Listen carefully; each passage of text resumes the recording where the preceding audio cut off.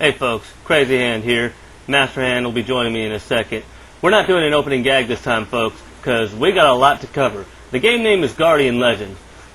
And we don't mean we have a lot to talk about simply because the game is long either. So, where do we begin? Folks, imagine something that's an absolute clusterfuck, but at the same time a good thing. Well, that's exactly what Guardian Legend is. It's literally like someone threw a bunch of random pieces way up into the air, and then they all fell down in a pile that happened to coincidentally form into a skyscraper. For starters, since this is a hybrid genre, it's hard to classify how many levels there actually are in the game. There's 21 plus the intro level and the outro level, sort of. And then there's all the adventure areas. Now each area is numbered, but even each numbered area is split into several different sections, which just blurs the line further. Now, not necessarily knowing the number of levels isn't a big deal, but it still is a little bit confusing. Okay, so you don't know the big levels. Big deal, right? Well, there's also a story which is weird because it involves the legend of a cyborg called the Guardian, hence the name. Okay, so that's not too bad, but then it goes into this story of an intergalactic Death Star coming to a collision course with Earth, and it has native aliens on it called landers, even though the Death Star is obviously artificially made. I guess maybe the landers are too. I don't know all the details. Okay, so you're probably saying, oh, well, there's other NES stories that are weird too. True, but it's the telling of the story that makes this weird. The very last survivor left his recordings that act as hints to the player all over the Death Star planet thingy, whatever. Now, how he knew he would be the last survivor is anyone's guess. Maybe that wasn't particularly important whether or not he was. Okay, fair enough. But it gets better. Of the 20 corridors you need to go through to destroy Naju, which is apparently the name of the Death Star, he only sealed 10 of them. And even of those 10, only 7 are guarding keys. So he sealed the ones that had keys plus 3 others, but not the remaining 10, I suppose. Okay. Apparently it has something to do with setting off the self-destructive device on Naju. It has safety mechanisms in each of the 10 corridors that the player never sees. Though I still am left to wonder why he only bothered making 7 different keys when he did bother to make 10 seals. Huh? Oh, no. We're not making jokes about how enemies got beyond the sealed doors. That's way too obvious, folks. Now, some of these seals, you gotta wonder why he even bothered to seal them that way. Number 3, you just wait around a while and it opens up by default. Obviously not the most secure way to seal a door, but for gameplay purposes, they do serve as acceptable breaks from reality. After all, with the limitations of the NES, what else would you be expected to do in this game? Oh, and speaking of the last survivor, check this shit out. Now, there's a lot of useless hints in a lot of these NES games, but this dude actually tells you to blast the cover off and step into the portal after you had done that to get into this very room. But in all honesty, considering that the rest of his hints throughout the game are pretty good, and this is the only exception, I'm left to believe that he was really just jerking the Guardian's chain when he did that. Now, there's 10 areas and 7 keys, and 20 corridors. So as you can imagine, there's quite a bit of non-linearity in the game. Okay, maybe not quite a bit, but it's still nice to know that you can sometimes skip ahead a little bit if you want to. The only thing that's odd is that the sealed corridors come paired with non-sealed corridors that are 10 numbers higher than theirs. So it's a little bit odd to see corridor 10 be quite a bit harder than corridor 15. At least if you're used to a linear progression of level numbers, anyway. Doesn't really hurt the gameplay in any way, shape, or form. It's just weird. Now, speaking of gameplay, folks, take a look at this footage and see if you can guess the difficulty. Now, you probably looked at that and said it was a hard game, right? Well, you're wrong. Well, okay, you're right and wrong. And no, I don't mean it's moderately difficult. It's simultaneously easy and hard. See, there's power-up icons showing up all the time, making it easy, and that shit that you see on the screen really is every bit as hard to dodge as it looks. It's not impossible like some people think, but it is indeed difficult. Because of this, most people consider the game moderately difficult. Well, they're wrong! CrazyHand, how many times have I got to tell you stop insulting the audience? I don't wanna! Well, CrazyHand is right. It's not entirely accurate to call the game's difficulty moderate. It's more accurate to call it simultaneously hard and easy for the reasons described, although in earlier parts of the game there's more easy elements, and in later parts of the game there's more hard elements. So don't expect to beat it if you're a novice player.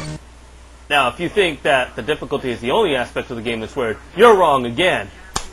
Ah! You fucker! Come here! Now, where the hell was I? Oh yeah, the gameplay has a lot of weird aspects to it, not the least of which is the fact that your character in adventure mode seems to be firing without any guns. Maybe she shoots from her fingertips like me and MasterHand do. Anyway, one of the weirdest ones is the special weapons system. Special weapons not only have their own ammunition, but they also use chips, which your main gun relies on for power. So the more you use special weapons, the weaker your gun gets. Now, players who do this can collect chips in order to repower their main gun, but for obvious reasons, this is kind of discouraging. So what was that all about? You wouldn't stop insulting our audience. I told you I didn't wanna. You know, if CrazyHand wasn't my left counterpart, I'd kill him. So anyway, folks, the system wasn't the best idea, but they did have good intentions behind it. In doing so, they allowed themselves to give the player an abundance of special weapons ammunition, whereas otherwise, in order for there to be a balance, they'd have to have a limited amount. And so, while it is a bad idea overall, it is understandable why they would want to go there. And plus, as you go through the game, you collect these red lander-looking icons that increase your chip capacity, which, by and large, also increases the capacity of your gun. So, it's definitely not all bad. They also happen to fill your chips to their new maximum count. Now hold on, did you not just see that? Yes, I did in fact see that the shopkeeper just sold the player 600 chips for 600 chips in addition to the extra chip capacity. I am also fully aware of how that makes no sense whatsoever and how the shopkeeper would have been better off just not selling that to the player. Hey, that's my line! Not no more, it ain't. What MasterHand won't be stealing from me is the talking about the enemy eraser weapon. Not only is it the only special weapon that doesn't use chips at all, but just look at its immense power.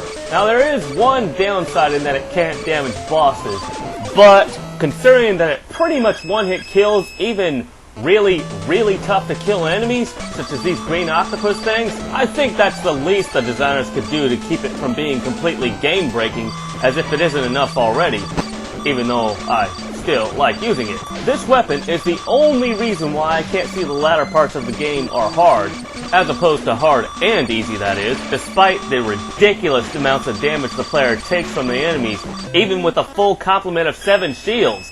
No doubt by watching this video you've noticed the character build system in the game. Well, it's really nothing special. Now I'm not knocking it, it doesn't suck or anything, it works pretty well in fact. It just doesn't really stand out from other games. The character does get life bar upgrades at certain point levels, but that's really not unlike experience systems of RPGs. The only real difference is that it's based on a gun system, whereas most character build systems, at least at the time the game was made anyway, are based on a sword system. So it has things like rapid fire upgrades and the like instead of stronger sword upgrade things or whatever. In fact, we've pretty much covered everything that was noteworthy within the game except for one thing, the outro level. Now, when we said sort of earlier in the review, we were talking about the fact that it's not really much of a level. You destroy a few asteroids and then a boss comes up. Now before you reach the outro level, you're led to believe you beat the game, as this game has one of the earlier examples of a false ending. You beat Corridor 21, and then some scenery plays, and then you go, what the fuck? I'm in space? Well, what is this? And then the boss shows up and you're like, oh, that's what it is. I think the player hears the alarm before the boss and is alerted by that. Yes, thank you, CrazyHand, for that pointless nitpicking. Now, its origins aren't exactly known, but the player can probably surmise that it's the thing that was causing Naju to head on a collision course with Earth. But what's particularly special about this boss is that it takes forever to kill. This footage is way sped up, and I mean, just look at it. It helps a lot if you have a lot of enemy erasers saved up, but you really have to hope you can survive. It's a long, long, long fight. And did we mention it was long? Yeah, because it actually is. It tends to take players at least 10 minutes to kill this boss, if not 15 or 20 minutes. But it does still manage to be a fun fight, at least. Fun? You call that fun? I had fucking carpal tunnel thanks to this boss. What do you mean, fun?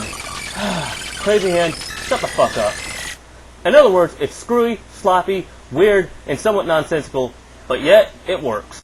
So, all in all, we'd recommend this game. Just don't get too worked up over details like me and CrazyHand did in this review.